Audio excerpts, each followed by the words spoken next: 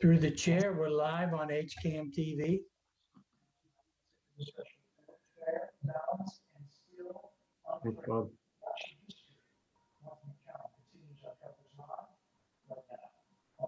The chair here. Oh, there she is. Hello. Hello. Hello. I was having more technology problems. I don't know why. It just Zoom just somehow decided that it didn't want to open tonight. Okay, are we on? We are live. Thank you. I'm going to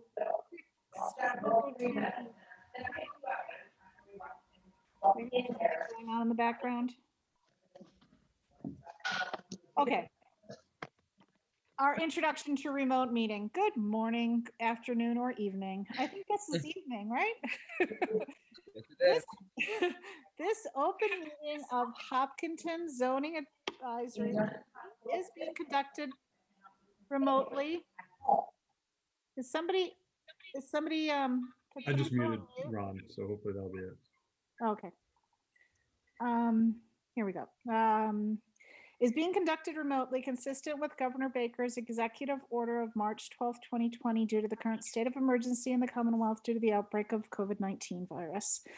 In order to mitigate the transmission of COVID-19, we are complying with the executive order that suspends the requirement of the open meeting law to have all meetings in a publicly accessible physical location. All members of public bodies are allowed and encouraged to participate remotely. The executive order, which you can find posted with agenda materials for this meeting, allows public bodies to meet entirely remotely as long as the public body makes provisions through adequate alternative means to ensure interested members of the public are provided reasonable access to the deliberations of the meeting. Ensuring public access does not ensure public participation unless such participation is required by law. This meeting will feature public comment. For this meeting, the Zoning Advisory Committee is convening by video conference via Zoom app as posted on the town's web meeting calendar.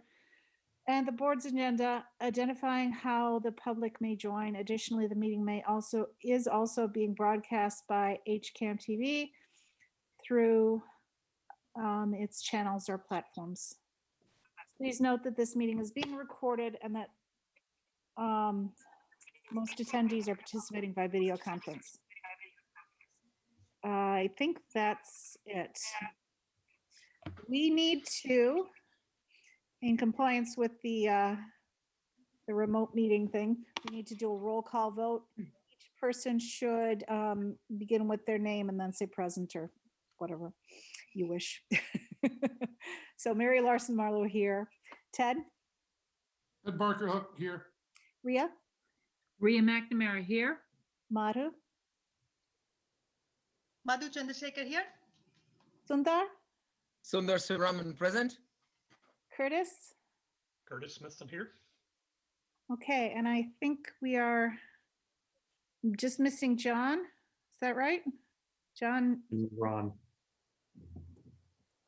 Oh, yeah, Ron is not here either. Okay, so we're missing Ron and John. So hopefully they'll be able to join us in a bit. Okay. I was wondering if I could share my screen, John.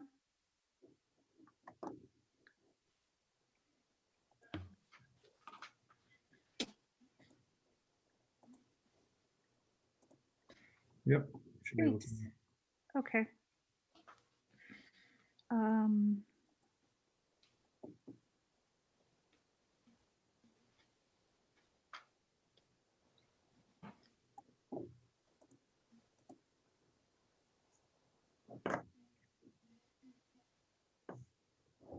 Oh, okay. I didn't realize I had to hit two different things. I'm sorry. So I'm just showing the agenda at this point. In preparation for a meeting in approximately a month, I think it's November 7th, we'll hold a public comment discussion of solar overlay. But in the meantime, I'm hoping that all of us can come up with some suggested changes to the solar overlay, either the overlay map or the wording of the zoning bylaw. The tree protection bylaw is a suggestion that we've received from several different places, but thank you, Curtis, for sending along an example from a town in Illinois. And I also sent an example that John Gelsich had found for Arlington. And we can talk about whether or not that is something that we want to consider at all. And to what degree we would want to consider that. The third item on the agenda was the Osmood. This was a request by Gary that we look at the adequacy of incentives for developers, but I misunderstood or misconstrued, or he used the wrong acronym or whatever.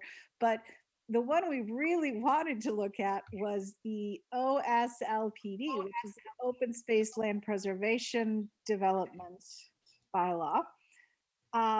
Not the Osmood, which is a mixed use development. So we won't talk about it tonight, but this is something that I would like all of you to look into. This is in the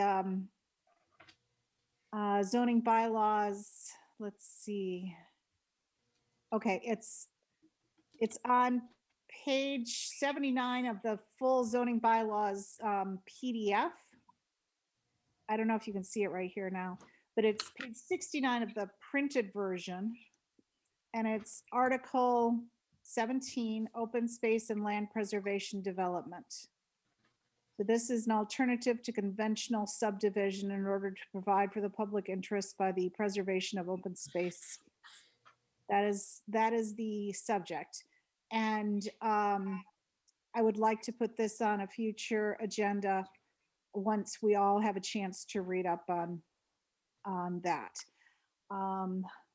So that's all we'll cover tonight on that topic. All right. Okay. And then finally, we will review and approve minutes. Okay. So to talk about solar, our favorite topic. So I was looking over this solar overlay map, which was what we had, I believe, presented for town meeting this year.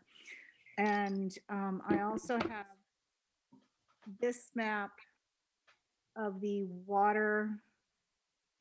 wildlife resources, but it shows the water zones like marshes and protected wildlife areas in town. And here's the lakes. You guys can all see this? You see me moving it around? Yeah. Okay, Yes. good. I see nodding. Okay, good.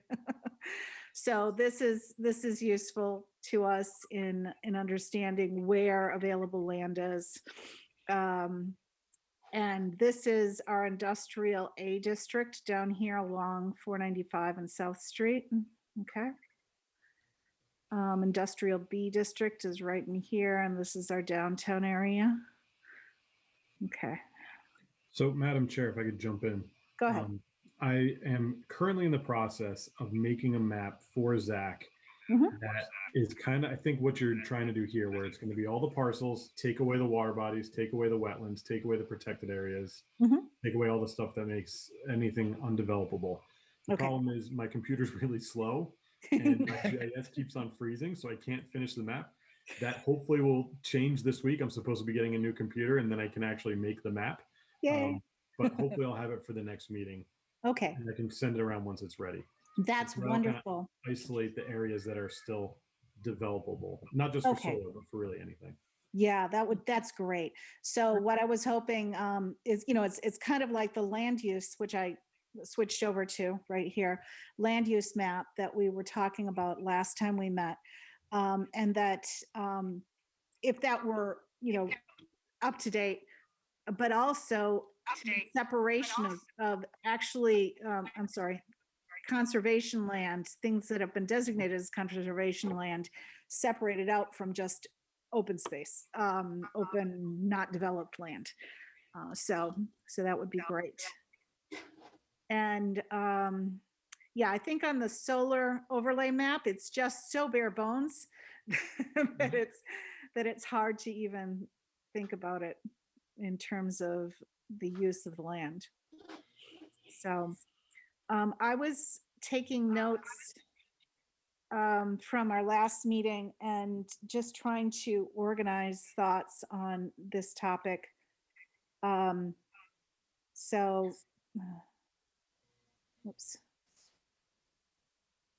This, let's see here, solar bylaw considerations. Okay. So, what we talked about last time, there's obviously a clear preference for solar placement on rooftops and over parking lots, which is obviously already allowed. There's many pros of commercial solar installations in terms of power self-sufficiency, clean energy. It's low or no traffic once it's built, minimal noise once it's built, and minimal impact on town services. But the reason that we see cons is the loss of wildlife habitat, loss of trees and open space, and the environmental impact of cutting trees, and from the carbon sink standpoint and from runoff. Now, the criteria that we used last year when we were creating this solar overlay was trying to minimize the following impacts. So choosing lots that would minimize the following impacts, particularly on residential neighborhoods and on the general feel in town. And that was like noise from the loss of buffering trees, visual impact, including near and far neighbors, because depending on the grade, it can impact people farther away than just right next door to a solar farm. Stormwater drainage, of course, but that's also extensively covered in any development. So it's addressed via the site plan review and so on by the planning board, and of course tree cutting. So some of the things that we were discussing was potentially adding any previously disturbed or developed land, so that we had considered that as appropriate or preferable in some way for solar development. I thought we should discuss at least whether we wanted to include our industrial districts in the solar overlay as well. And we talked about having some sort of cost benefit analysis. I think Sundar, you suggested this. Tax revenue to the town versus the loss of carbon sink, the loss of, it's hard to monetize a lot of those things, but that was a suggestion that we had discussed.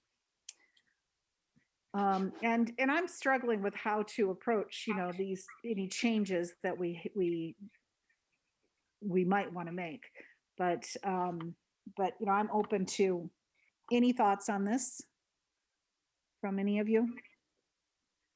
I can't see hands right now. There we go. Okay. So hi, Mary. Hi. There's that's a lot of stuff, and that's good, and we need to work through it all. I don't know the best place to start, but I'll throw this out. And again, it might be helpful to remember how we got here. We had two plots on the map that left Zach, and it included some places that we thought were zoned for solar. So we just said, let's leave it on the map. And that was off of Wilson Street, and that was the Liberty Mutual. My memory is planning board removed it. The thinking was, well, we wouldn't normally think that that's a place that fits our criteria. So let's remove it from the map. And that made some sense to me as I listened to planning board decisions.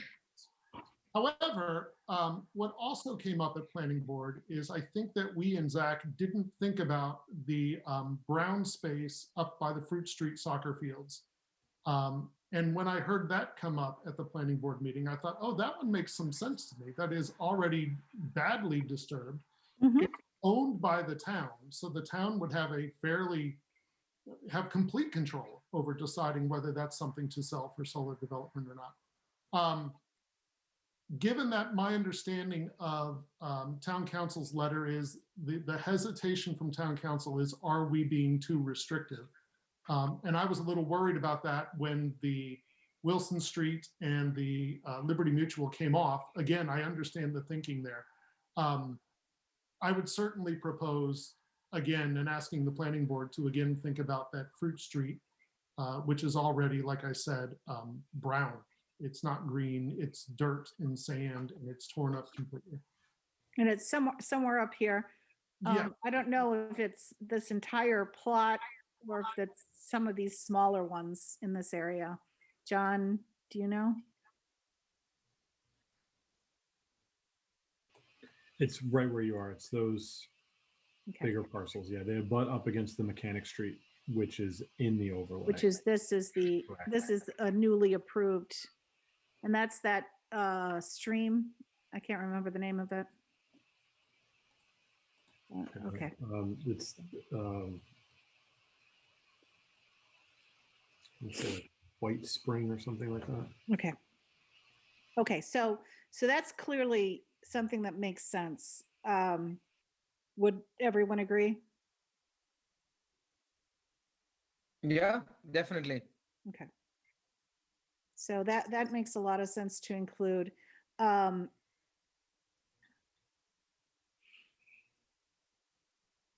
And what do people think about the industrial A district? Could I just jump in with one really short thing before we? Sure, sorry, go ahead. I feel like that one could be a little bit of a longer discussion. Mhm. It may be so small as to be inconsequential, but just off of Cedar Street, north of the center of town, is where the town's, I think it's where the town might keep salt. I'm not exactly sure what they do, but there's a little bit of land right near where your hand is Mhm. that is town owned. That is, if you drive by, I think there might be a chain over a gravel driveway into it. But it strikes me that that is another little spot. It's, I think, while it's small, I don't think it's as small as an existing development down on Hayden Row as you go down into Milford. Right, that one. This one. So I would consider adding that one as well. Again, it's town owned, so the town has complete control to decide if they don't want to use it for the salt pump or whatever it is now. Whether they think that would serve as a place to get some town income. This so is, I would encourage thinking about that. I think it's a little bit south of where you're. A little bit down here farther? Or- Yes, right in there somewhere. And again, it's a pretty small piece of land, but Yeah, I think so too.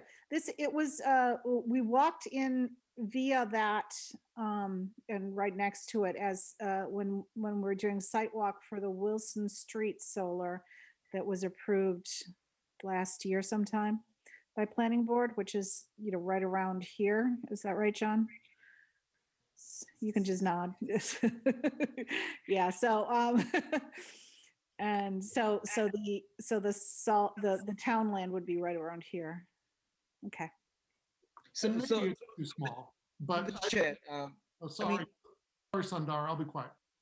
no, I was just going to basically latch on to your point. Does size of a lot matter in this discussion? I mean, if these are, so there are two conflicting objectives in my opinion. One is the fact that the state might decide that we are too restrictive. I was just wondering if that question could be answered potentially next week when John prepares his map.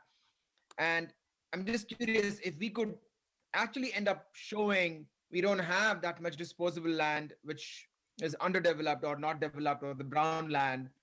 And as a result, in some sense, Hopkinton as a town is justified in having a restrictive zone because that's the nature of the beast. That's one part of it. The other part is to point out what Ted has called out, the small lots. is there a minimum size that needs to be deemed as viable, or would a solar operator not really worry about that? Could they be distributing this in 10 small parcels across the town? I don't know enough about that, but I'm just curious if that's a factor at all. John? I know there's a minimum size, but I can't Yeah. remember it. So that's an interesting question. So there's a minimum lot size of 3 acres for solar. So you can't put out solar on anything smaller than 3 acres. That doesn't exclude parcels that are less than 3 acres, because if there's 2 1.5 acre parcels next to each other, they could be combined. If you single out on the overlay a parcel that's 1.5 acres and no other parcels adjoining it would be on the overlay map, that would effectively prohibit solar on that parcel, right? Because it wouldn't meet the 3 acres, and then it wouldn't have anything next to it to combine. So in that sense, you wouldn't be able to do like 10 1-acre sites around town. You'd have to do 1 3-acre site somewhere, or Okay. I guess everywhere would have to be at least 3 acres. Okay. But obviously this small parcel down here on Hayden Row is 3 acres, right? So that's, otherwise it wouldn't have been allowed. Or did Yeah, it come in? I don't know. I would assume that's 3 acres. I'm going to check right now. Okay. I wonder if it came in before the 3-acre rule was in. I don't know if that was original solar zoning law or if that was an amendment. I don't know. I don't know either. Can I ask a question of clarification? Yes. When we're talking about these parcels, are we talking about it just being developed as solar, or is this an area that could be solar on top of an industrial building? Well, technically, that can be done without it being in the solar overlay district.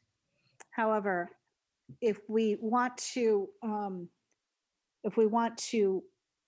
add flexibility for the development of solar, commercial solar, whether land mounted or on the roof, then we could consider adding other parcels for that consideration.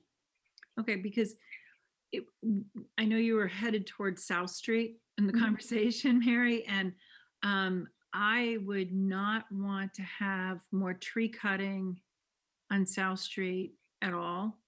But I would consider that that would be an appropriate place for the large parking fields to have solar canopies over the parking or on the buildings, because some of the buildings are an acre by themselves. Mhm. So I think, Ria, that our overlay is merely for where you may have solar as the primary use. Okay. You may have solar as a secondary use on any lot. On my lot, which is like 0.16 of an acre, I can put solar on my roof. So any of those South Street businesses can put solar over their parking lots, can put solar on their roofs. Our overlay has zero impact on that. And in fact, when I was talking to people about it and trying to reassure them that there's still plenty of opportunities for solar, it seems to me one selling point of an overlay is it will further encourage people to be more creative about where we can put solar without chopping down trees, and maybe encourage solar panels on top of the parking lots down there and on top of buildings. I thought that there was a difference between residential and commercial, and that's why I was asking for the clarification, because I understand that this does not prevent any resident from putting solar panels on their house, but I want to be sure that it is, encouraged that solar panels are put on large rooftops or in parking fields. And that's, in a way, that's why I am suggesting that South Street be included in this overlay, is because even though it is allowed as an accessory use, whether or not we include it in the overlay, we want to encourage it to be done in districts like that, rather than, in a forest, obviously.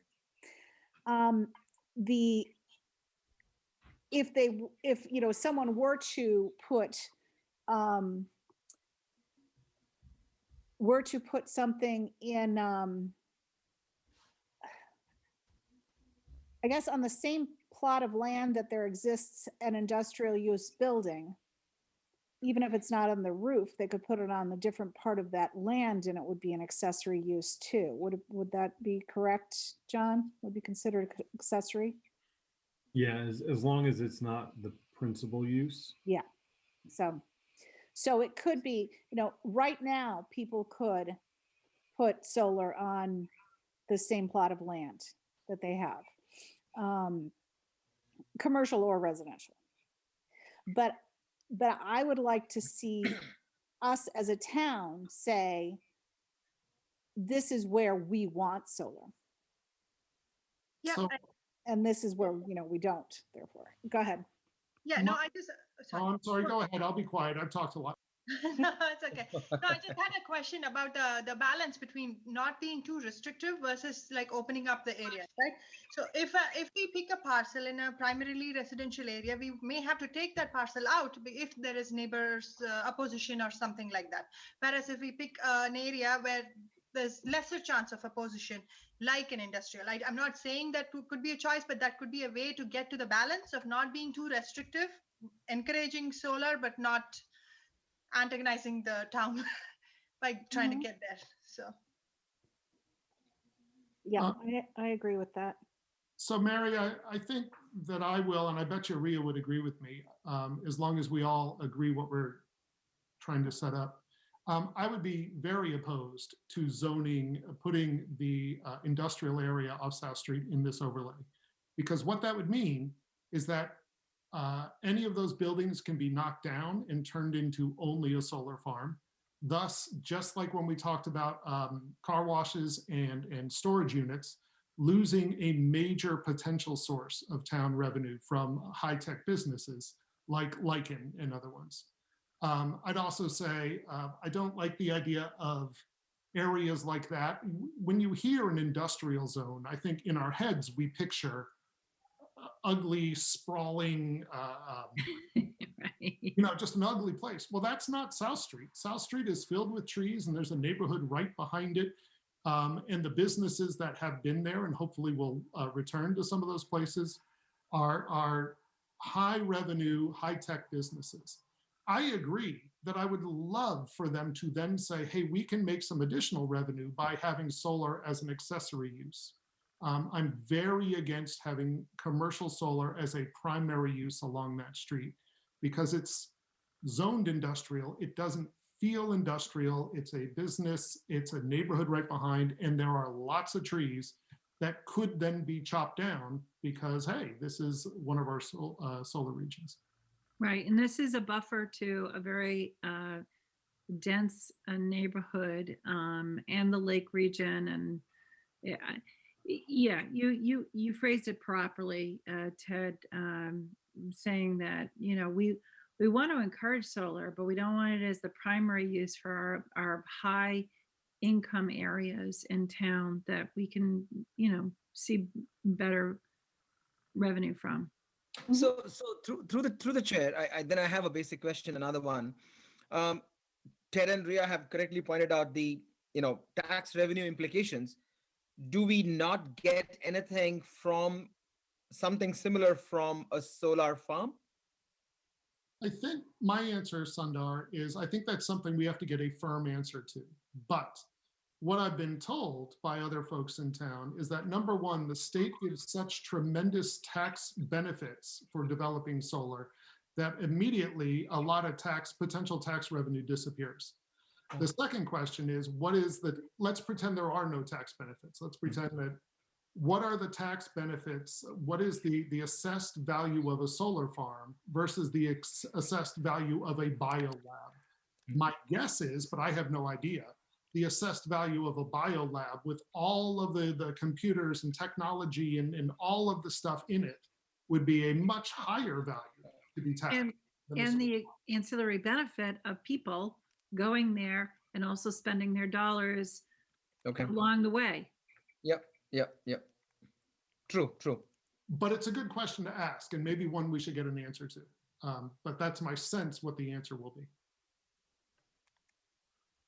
Okay, good. Yeah, I anticipated that might be the reaction of some of you. but I thought it warranted discussion. I don't think there would be considerably more tree cutting because I think the trees that are already cut for the parking lots and buildings that are there are and those trees, the rest of the trees would stay as part of the buffer that needs to be there for a solar and would be required for a solar if, when it goes through the planning board. So I don't believe that would change much, but I do agree that that we need to understand the tax ramifications.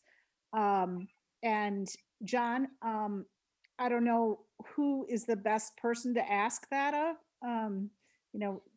If that's something you can get an answer about, or if is somebody who should attend a meeting next time we talk about it. I can talk to the assessor. They would probably be the best source Okay. first. So I understand that, the personal property or whatever they call it, personal property would be the added part of having, like a biotech lab.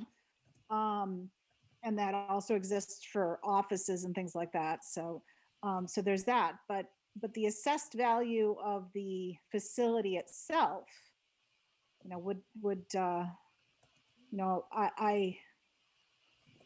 I'd like to get a good sense of that separate from the personal property. So we can have it, more like itemized. I'd be Take it interested. apart a little bit. I'd be interested. I know that for Lichen, we voted some tax benefits to them, and I voted for that, and I'm fine with that. But I'd be interested to know what would be the taxes from them if we didn't vote that to help encourage them, compared to, say, what taxes are being paid on the Lumber Street, which is a fairly sizable solar farm. I wonder if we could compare Lichen without the benefits we gave them to say, please come to town, to what we're getting on Lumber Street. And to just not sound as the voice of doom and gloom, but unfortunately, the model that we are looking at in future is that professional offices are not going to be used that much with the corona and stuff like that. So we have to keep that in mind as well. It's never going to go back to how it'll take some time. It's not, let's not think negative, but I'm saying that's a possibility too. So locking down the space for one use and may restrict us from doing some other stuff. So just putting it out there. Yep. I agree. Not a good point. That's a valid concern. Yeah. Mary, could I make a comment, please? Yes. Who is this? Ron? Ron, you've joined us. Thank you. That's great. Sorry, I don't have all the faces up, so I don't see everybody right now. So go ahead. My observation is that part of what we're trying to accomplish with this overlay district is to prevent unsightly commercial things in residential areas and prevent cutting down trees. It seems to me that by requiring adequate screening of all solar farms would be able to adequately handle the unsightliness of it. And, a lot of the tree things that you distributed to us this week may be an adequate way to do that. And I'm just questioning the fact that we've got enough potential 61A zones out here, which we're not getting any taxes for, might be great things for solar. We accomplished the clean energy goal that the state has put in fact. And, if we can protect enough trees to make that happen and everybody, it works out, we're going to generate more revenue. And a big concern of mine in this approach, even though we're putting all this acreage along 495, is that the letter that I reviewed from Yaris in terms of the fact that the Attorney General is going to sign off on this thing does not address the fact that a developer can come along and sue us, and we're going to be on the hook for hundreds of thousands of dollars of legal defense of defending this thing. And I'm very concerned about our budget going forward, and I don't want the planning of this thing to do that when we can address these issues with proper screening and tree protections in other ways. So I I feel like this is a runaway train saying we're going to put this solar overlay district in place. And I just like to step back a little bit and say, can we address these concerns in a different fashion? What is a 61A zone, Ron? What you made a reference to that? Those are agricultural. Okay. So Sundar, the agricultural zones have a preference on taxes. They don't pay the same taxes as residential zone. Sure. And oftentimes they're given a special consideration so that someone comes along and says they want to buy that property. Oftentimes the town has the right to purchase the property or offer it up to, you know, a new owner, and then the new owner has to pay the back taxes. Okay. But you know, I am concerned about cutting down any trees for a solar farm in the town of Hopkinton, period. I don't think we need to do that. I think we have plenty of opportunity to do it on parking lots and rooftops and things of that nature. I think that this argument of screening has not been favorable for the people who have been near it so far. And I'm against trying to force it into an agricultural zone, quite frankly. The screening, what, is there a definition of what qualifies as screening? Does it have to be an 8-foot berm, you know, blocking off whatever?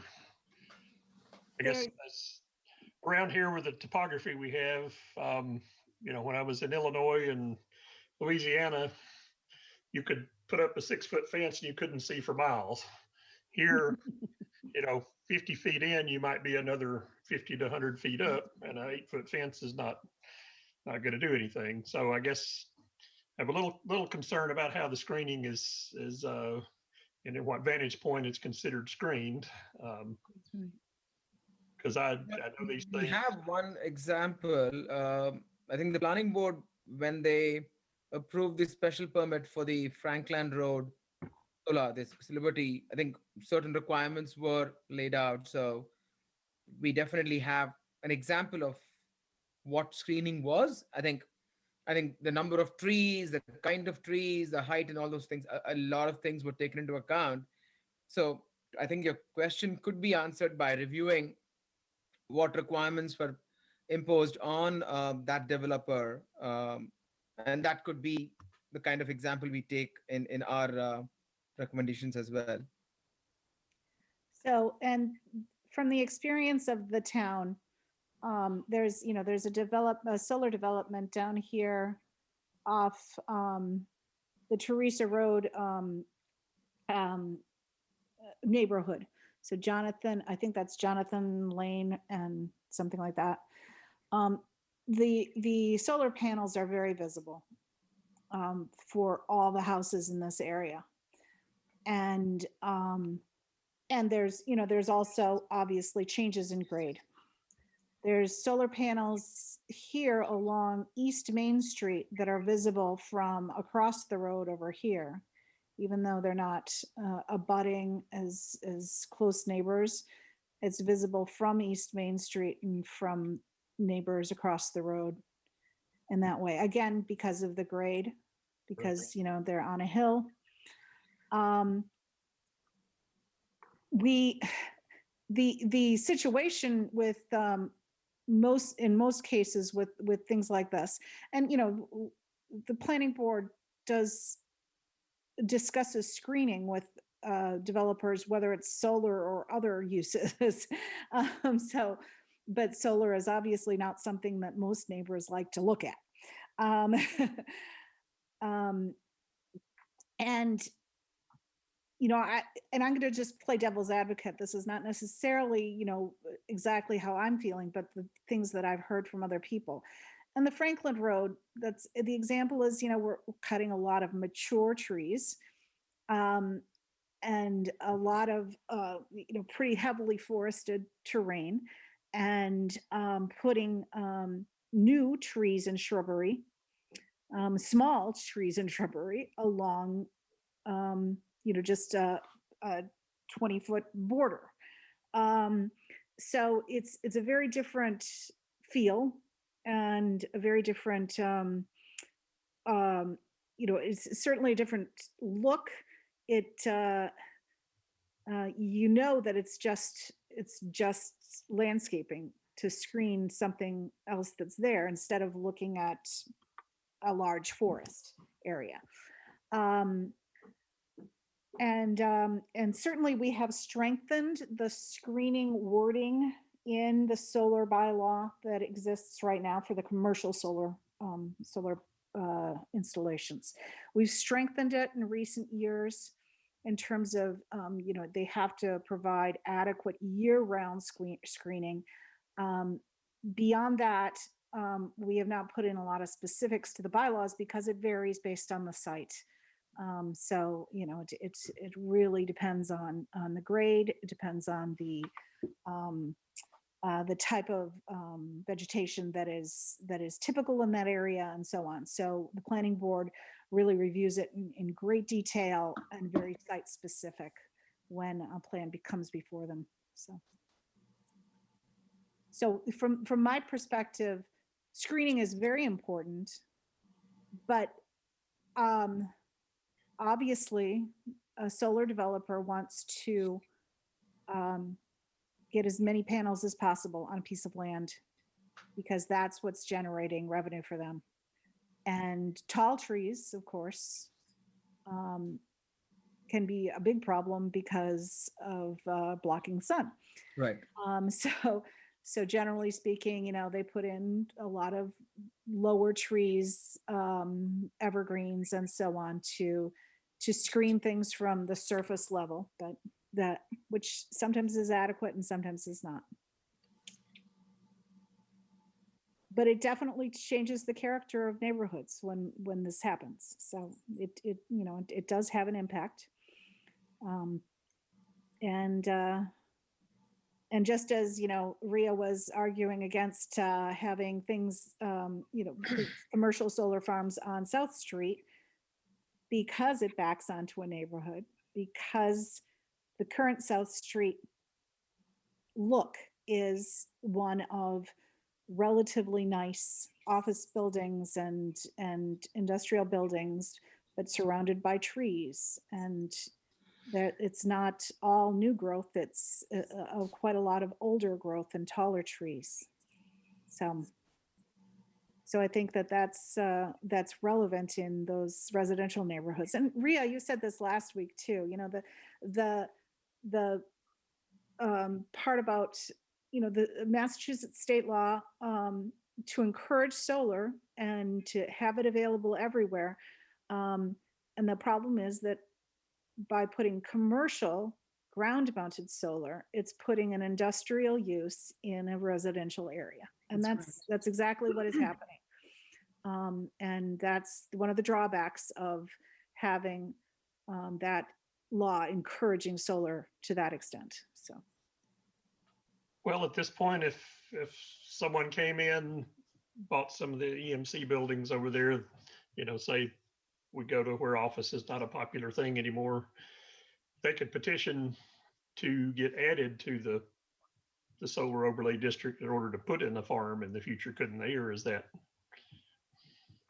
Yes. They could, but a change to a solar, a change to our zoning map would have to go through town meeting and be approved on a 2/3 vote by people. So it's not impossible for someone to redevelop a commercial site. Not impossible, but it's a long and it's not an easy thing. Yeah, exactly. Difficult process. Most developers would not take that on, Curtis, because of the process. Yeah. Because the market would change maybe in the process, or may not be as profitable. But certainly the acreage of rooftop on South Street, I encourage to have solar on it for sure. And parking lot. Oh yeah. I mean, I love seeing it. I think most of South Street is basically, manufacturing, research and development. It's not as much office space. So Rhea, a question for you on that suggestion. when an operator tries to put a solar farm as a land-based, I mean, they have complete control over the land, what they do, the construction and all that. The proposal that you have in mind would almost have that, the solar operator work with the ownership of the building. I'm wondering if that also could be construed as, so unless it is the owner of the building who wants to put up a solar farm, in which case, no worries. But more often than not, if it is a commercial solar producer who wants to en masse do this on 10 rooftops, then essentially he's working with 10 different ownership structures of those buildings and all that. I wonder if that could be construed as restrictive as well, meaning that's a great idea. I mean, but I don't know if it's practical. I'm just curious about,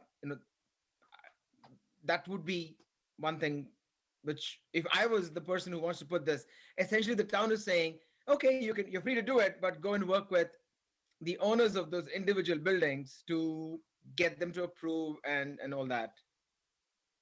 My feeling is that there are some very large buildings on South Street that are 80 to 100,000 square feet, and you can yield enough.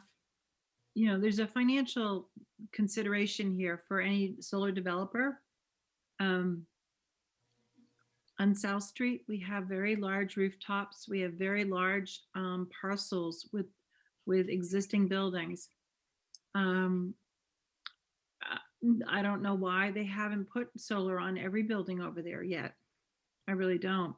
I don't think it's prudent for a developer to say, oh, we're going to take a bunch of different owners and try to combine them to get the amount of power they're looking for. That doesn't make sense to me. Because you've got to do individual contracts with each individual owner, and none of those contracts are going to be exactly the same.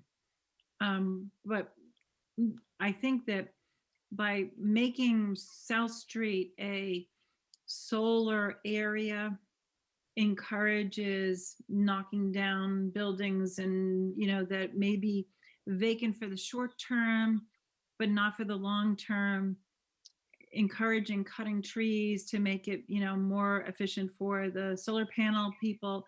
That just doesn't make any sense to me, because that's a one-shot deal. Whereas Lycan is going to be employing people for a long time in the future. They can put solar on top of their roof. They probably have a new roof now. Yep. Yep. Eric, can I'd like to give Jane Moran a chance to comment. Jane, John, could you take her off mute? She should be able to do there. So. Okay. Yeah, I just did it. Okay, well, thank you. I feel like I feel frustrated listening to all of you folks, because I feel like you're trying to come up with a map, trying to figure out all of the different criteria that needs to be in all of these different areas. And what I would suggest, with all due respect, is that you come up with some language first, with some criteria. What is it that you really want to do with solar in this town? What are some of the restrictions that you can put on it? So for example, I'm going to throw out our subdivision language for our subdivisions that we use for planning board. There's a lot of language that guides us through this process. And I think that if we were thoughtful, you could come up with some similar language, for instance, but it would be different because the needs are different.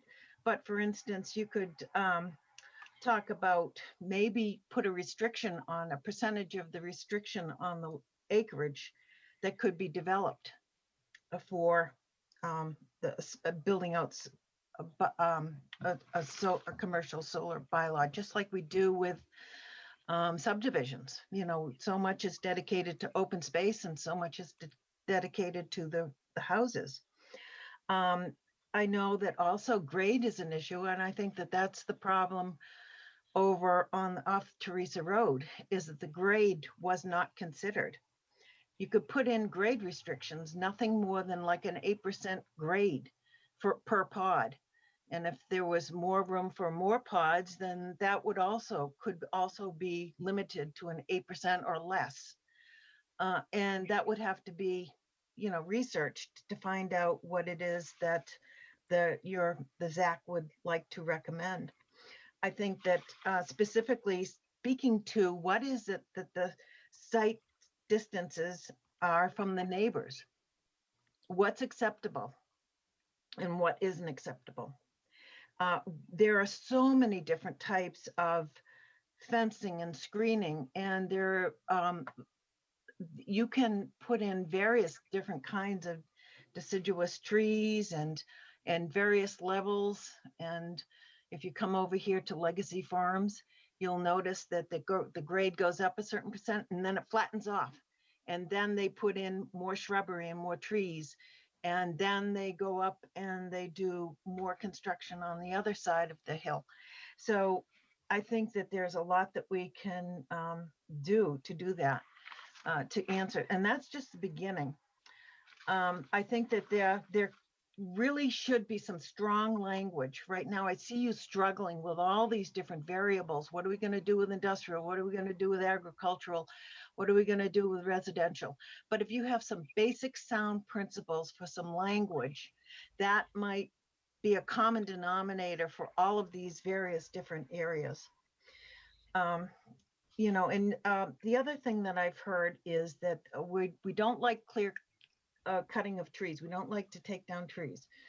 Well, if you rule out the, I know planning board has heard this from me before, but I think it's an important point. If you rule out all of the options for solar opportunities, then that's going to leave only the option for subdivisions.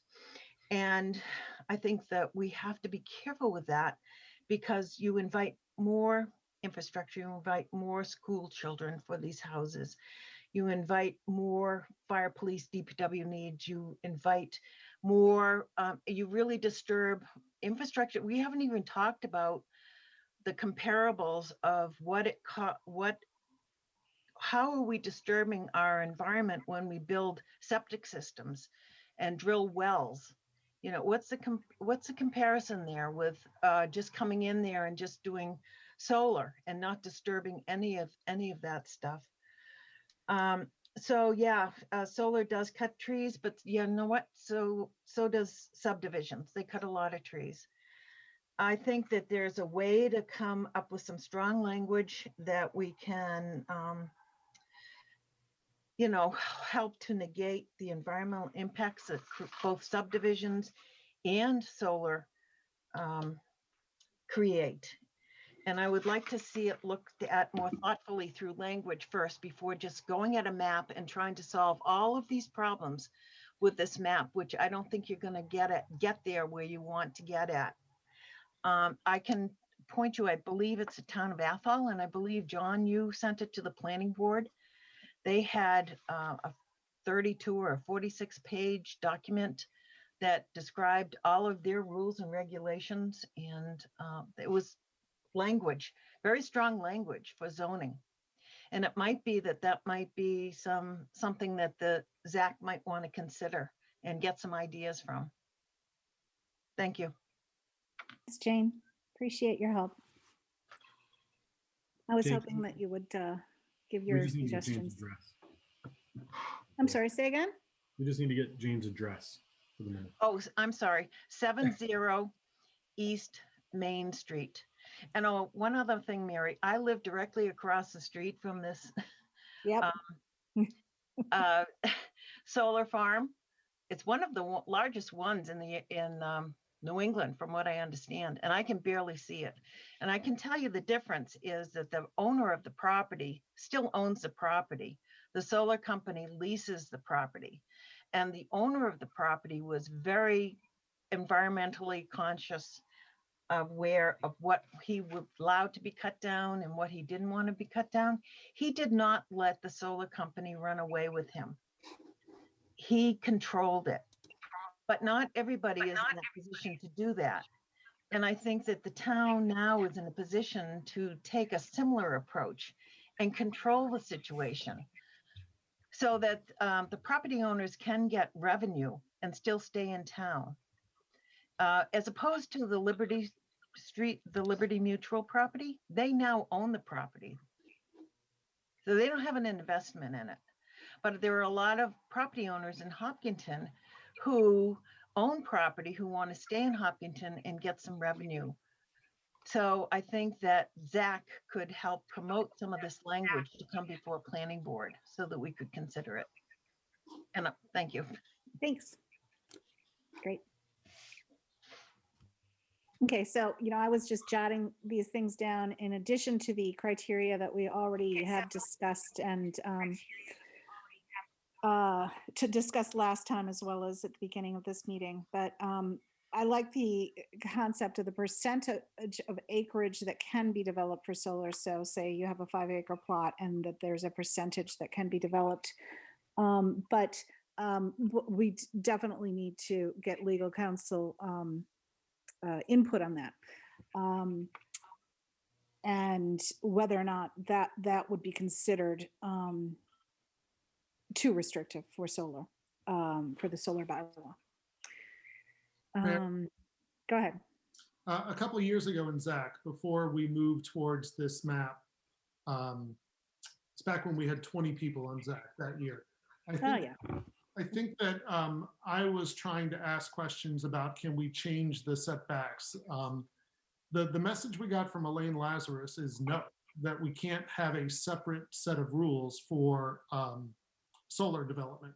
So we couldn't say, if it's a solar farm, you have to pick 200 feet away from the front of the property line. It has to be the same as the other buildings, churches and libraries and other things I remember popping into my head. It's possible Elaine was wrong, but that was an answer we got to those type of restrictions a couple of years ago.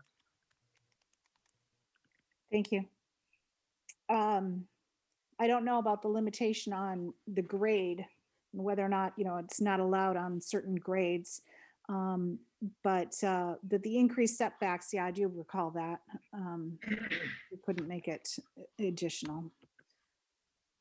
John, I'm gonna ask you again to to do some checking with legal counsel about some of the basics. So just so we know, is it even worth discussing? Some of those points, limiting a percentage of acreage that can be developed, increasing setbacks specifically for solar usage, or limitations based on the grade of certain areas of the solar, of a particular plot of land.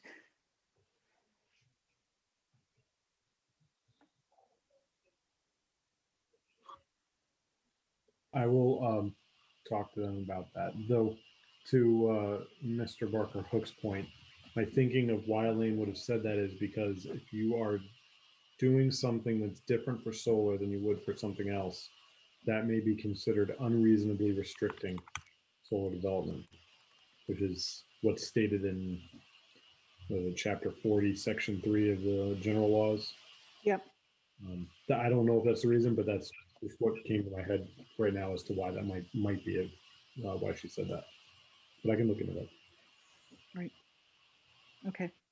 So sounds like we're trying to get input on, so assessed value, legal counsel, just, what type of limitations can be allowed. I mean, obviously the solar overlay was originally considered as a possibility because we know other towns have done this and it has been allowed, versus limitations in the language of the solar bylaw have not been allowed under Massachusetts law. So that was the whole purpose of why we started with the solar overlay map last year. But let's get that input. Sorry, go ahead. I'm sorry, it's hard on Zoom. And/or language has been ineffective. Yes. It's a combination of not allowed or what is allowed hasn't so far been very effective in achieving the goals we're looking for, I think. Right. Yeah, I consulted on got in back to the screening. I consulted on a sand mine, sand and gravel operation, special permit back in Illinois. And we required sections to be prepared showing what the, how the screening screened off, anything from different, different views. I guess I could see if there was some kind of verbiage in that required. They had the advantage of they were starting at the ground and going down. That's true. So it was a little easier to screen, but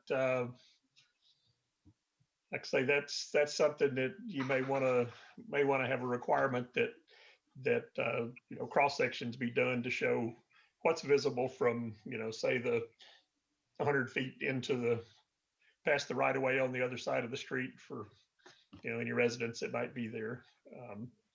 That could be a requirement that it be screened from different areas.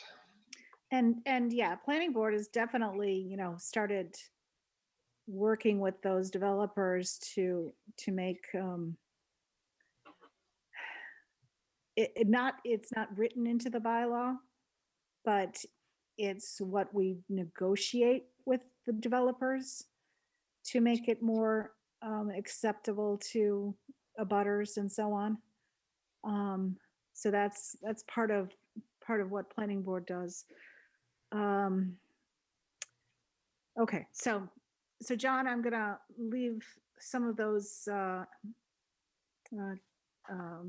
inputs to you to get offline and bring back to us. I think the tree protection bylaw or discussion of that is very much linked in with this. And so I think we can move on to that and see really where we might be able to strengthen the solar bylaw by strengthening tree protection, I guess. So we have two bylaws right now that deal with trees. One is the scenic road bylaw, chapter 160, and the trees, chapter 186 in general bylaws. I think general, yeah. So in the trees one, it just says trees over 3 inches in diameter can't be cut on Hopkinton Park or conservation lands or within any public street right of way. So that's 3 inches in diameter, and that's the limit to the tree bylaw. The one that is scenic roads, it is also, it goes into more detail, of course, but essentially it is within the right of way of a scenic road. So we have certain roads designated in town that are scenic roads, and it's within the right of way. Any cutting of trees needs to be approved by the planning board, and usually there's some stipulation as to replacement of trees, or we talk through the mitigation. Through the chair, I just want a clarification, Mary. So when you say within right of way of a scenic road, can you describe that a little bit more? So if I have a home off of a scenic road, of course I have driveway and all that. So what would, in that scenario, what would the right of way actually mean in that situation? John, I'm going to leave that to you. I don't know what the number of feet is.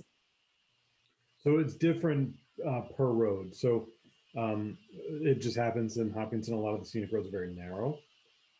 So there's no set limit. Each road is laid out, and basically where your property line starts and moving towards your home, that's your property. Yep. If it's not, if the tree is outside of that, it's likely, and moving towards the road, it's likely within the right of way.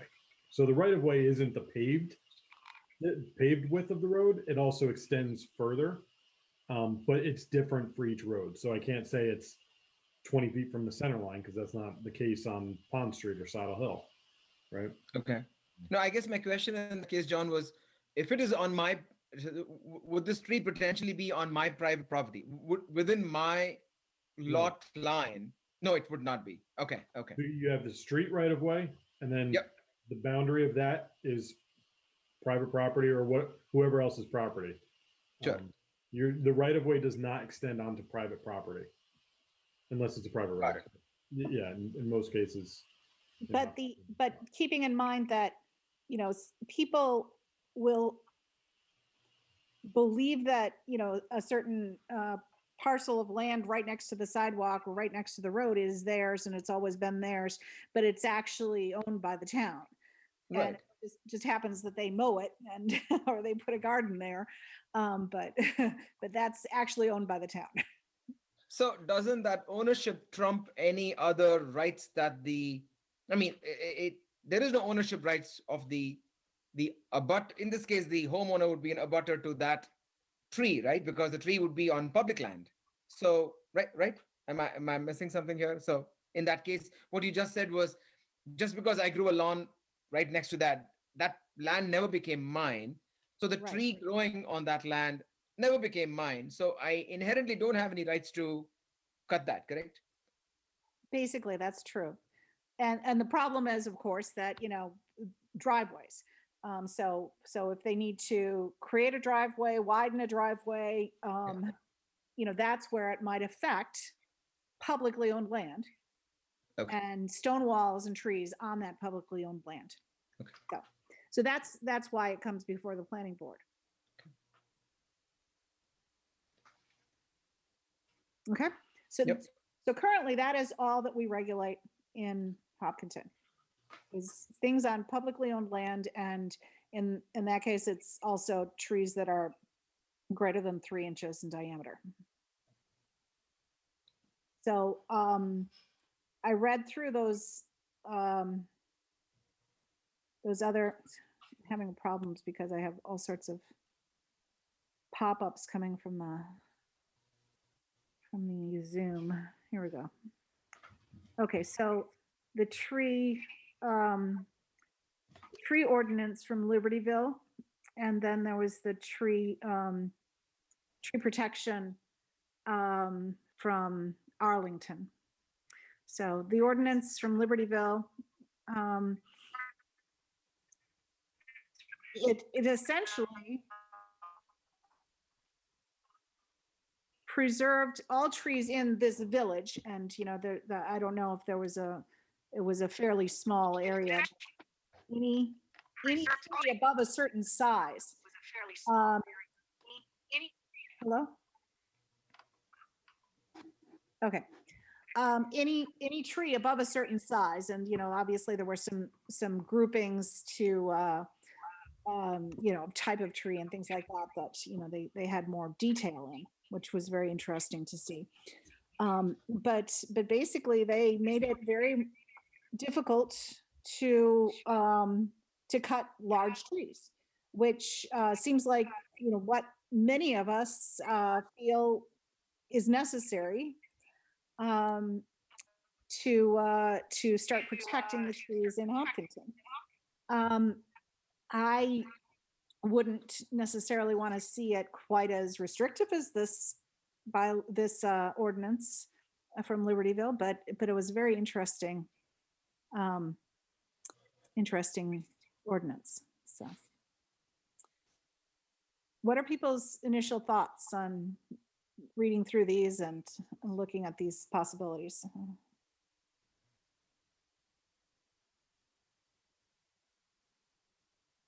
Unmute. Mary? Yep. I know John Catino would say that private land is private land and people have land rights, especially in Hopkinton. Mm-hmm. I love trees. I have watched a couple of neighbors clear cut their lots and then let it sit for a couple of years as they wait for Godot And, during that time, the habitats for the turtles and the birds and all that stuff get all redirected and all screwed up. And it's a shame because some of these are, mature trees that have been there 50, 100 years. And, we noticed this when Price Chopper came to West Main Street, that they didn't keep one single tree on the lot. And to this day, I now hear 495 zooming past my bedroom window, not because I'm close to 495, but because there's this wide open area across the lake that goes right to 495 where it used to be blocked. I never heard it when I first got here. I want to hold on to the trees. I think we do need to have some guidance from our attorney to tell us what we can do and what we can't do, so that it's no longer a question with John saying, well, this is private person's, protected rights and all this other stuff. I mean, I get it.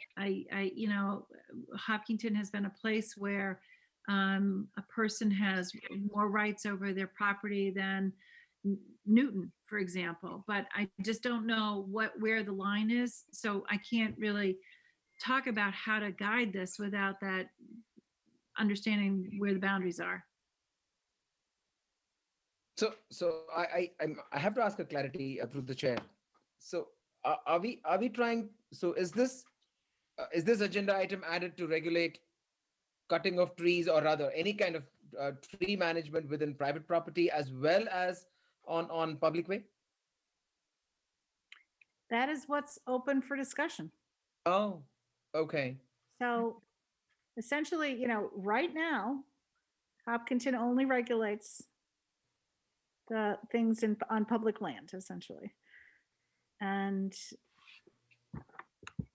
do we want to even consider having a little bit more strict protections for trees, for tree cutting?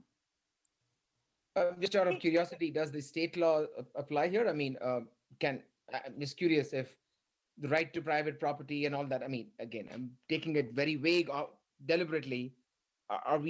Can we regulate? Are we allowed to, as per state law, regulate cutting of trees in private property? I don't know if, John, you have that answer, but one of the shared articles that I sent was from Arlington. So obviously Arlington, Okay. Massachusetts Okay. has a protected tree Sure. Okay.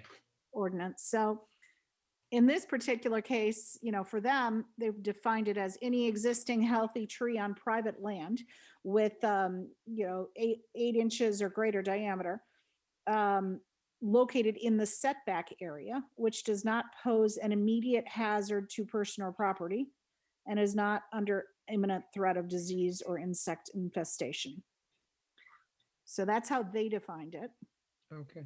And Libertyville defined it differently in terms of what they wanted to protect.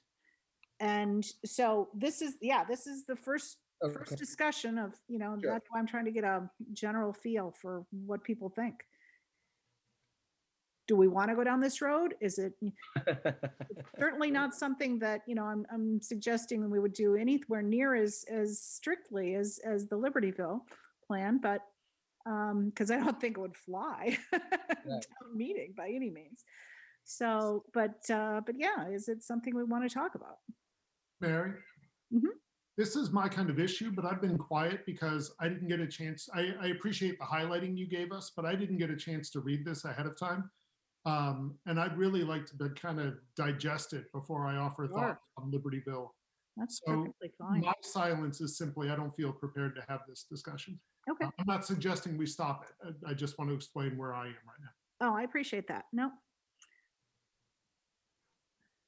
Yeah, I did a lot of development work in Libertyville, and they were one of the more restrictive areas, but they had just decided that we're tired of people cutting down trees willy-nilly, and so they came up with this sometime within, I was there from 2005 to 2017, so sometime within that time frame they came up with this tree ordinance. which to me is a little extreme. They required a complete survey of everything. I think it was over 6 inches to be shown, and any development had to have construction fencing around the drip line of the tree to keep from disturbing the roots. If you did have to cross the root, you had to put down a layer of mulch to keep from harming the roots. And it's probably the most comprehensive one I've ever encountered. If you do pass something like this, I think I'm going to resign and become an arborist, because it's be a lot of work for an arborist around here. It does seem like enforcement of that particular ordinance was pretty extensive. It made site development much more interesting than it used to be. This went down to the single family. If you bought a lot in a subdivision, you had to do a tree survey, you had to do a tree protection plan, a tree replacement plan. But they like their trees. Yep.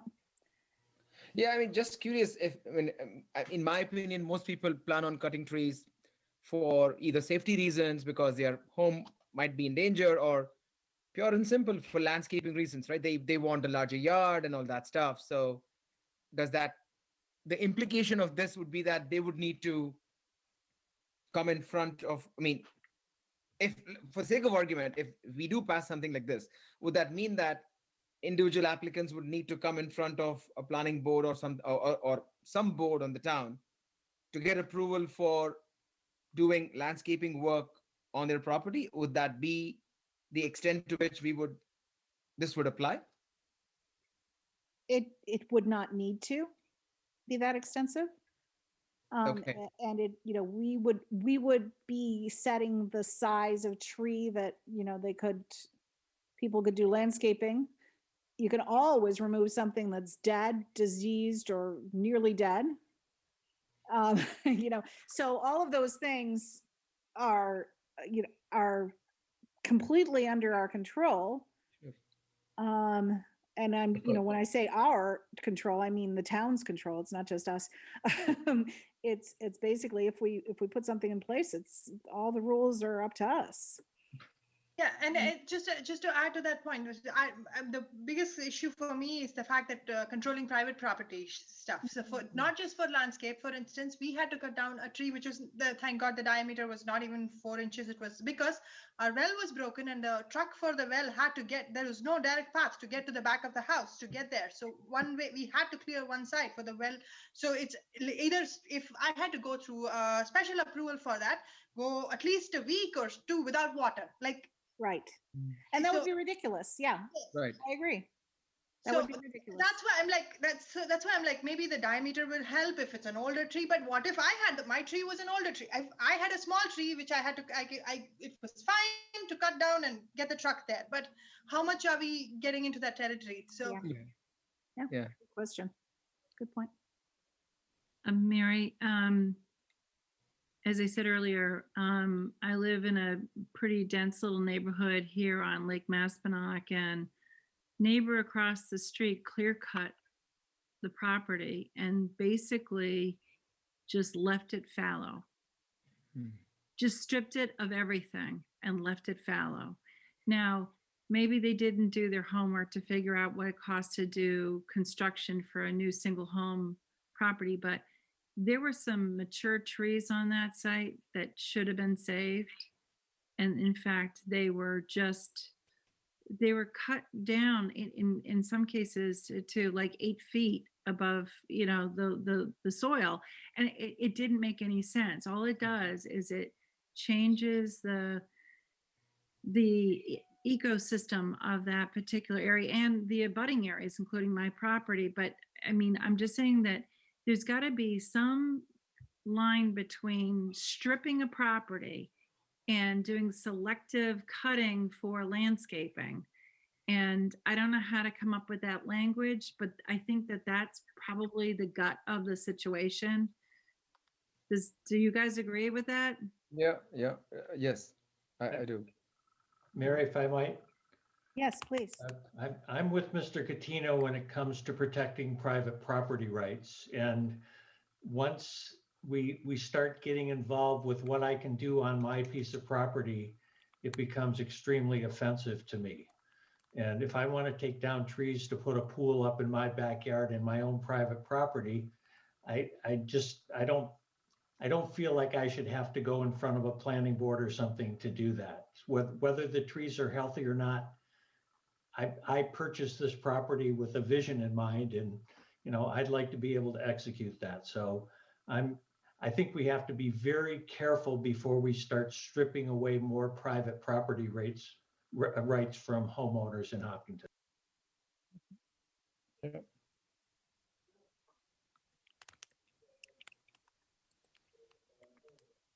Anyone else?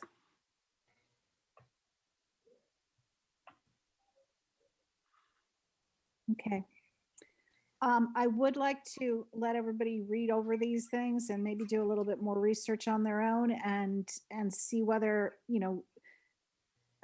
you see any utility for Hopkinton on a much smaller level than the Libertyville one. We see what but in many cases, the Libertyville was all about, if you cut one down, you have to replace it. So maybe that's part of that we can consider and look into. So we'll take it up again at some point, but I'm also, in terms of how it's related to solar bylaw, I think that this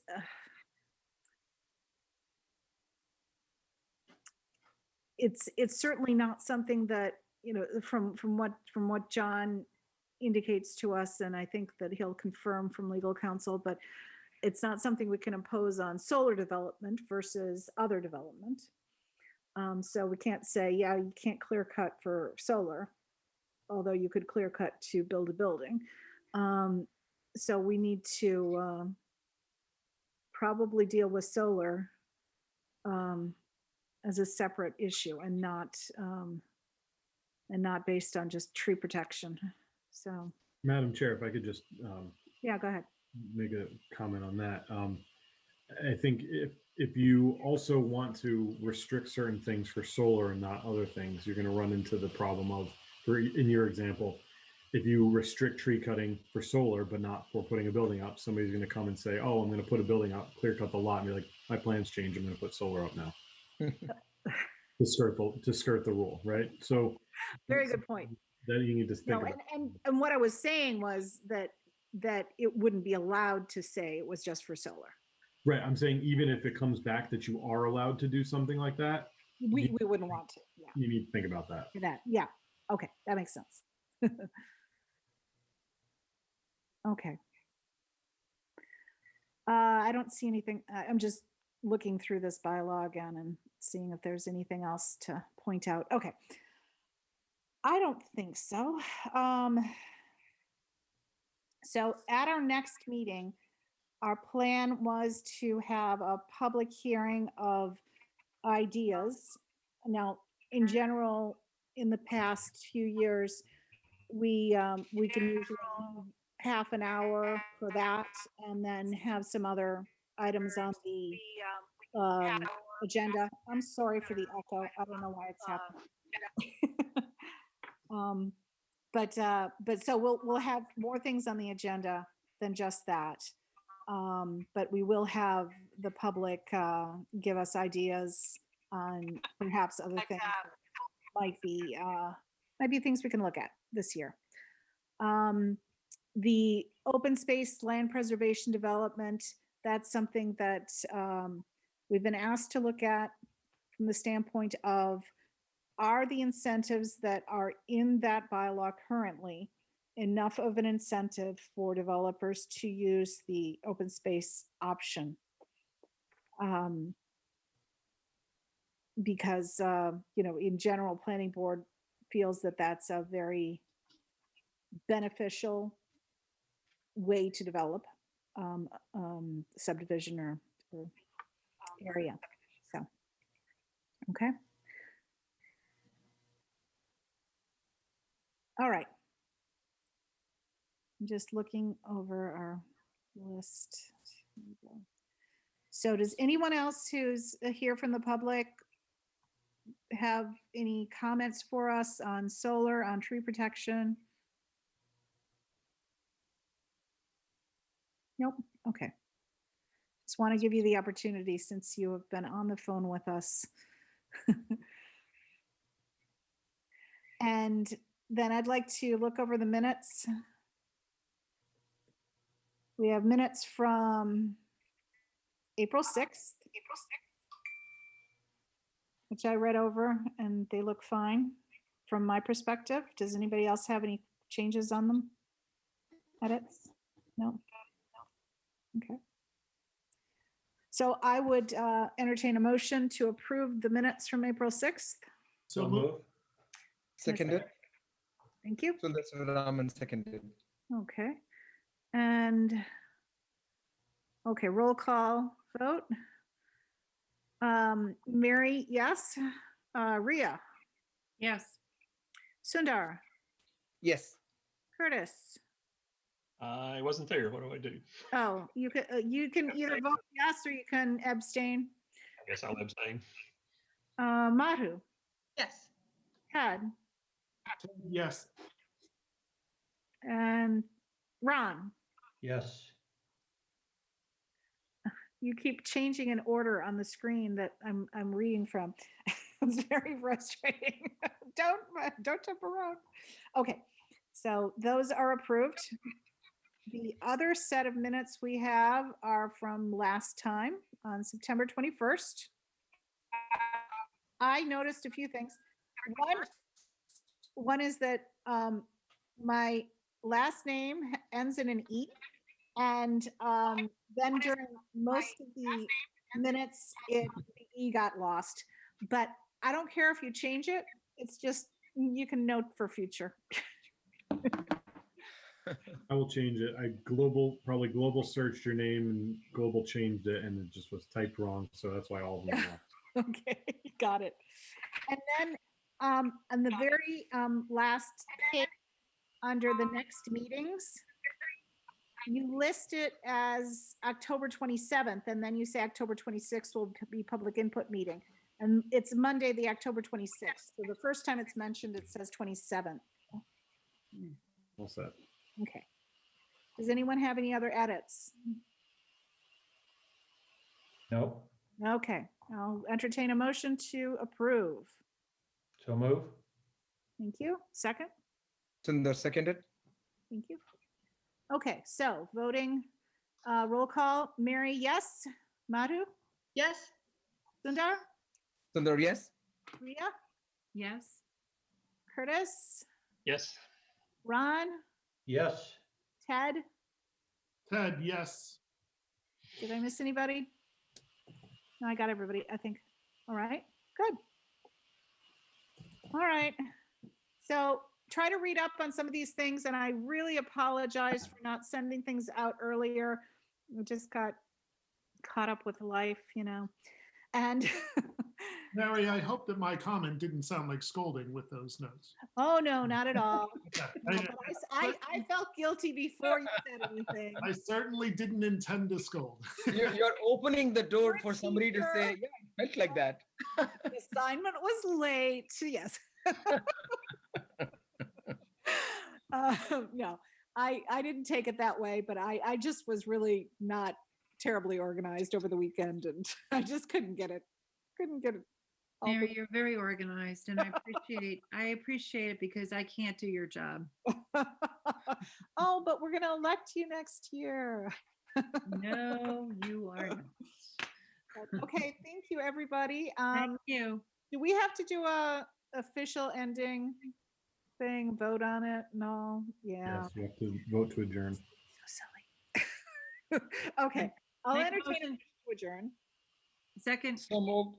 Okay, thank you. Mary, yes. Ted, Ted, yes. Curtis, Yes. Ria, yes. Madhu, Yes. Sundar, Yes. Ron. Yes. Is that everybody? I think so. Okay, thank you. Just out of curiosity, does anyone know when the next planning board meeting is? Next planning board meeting is 19th. 19th, and then 19th. our Okay. meeting is the week after that. Okay, got it. Thank you. Okay, thanks. Bye, Bye. everybody.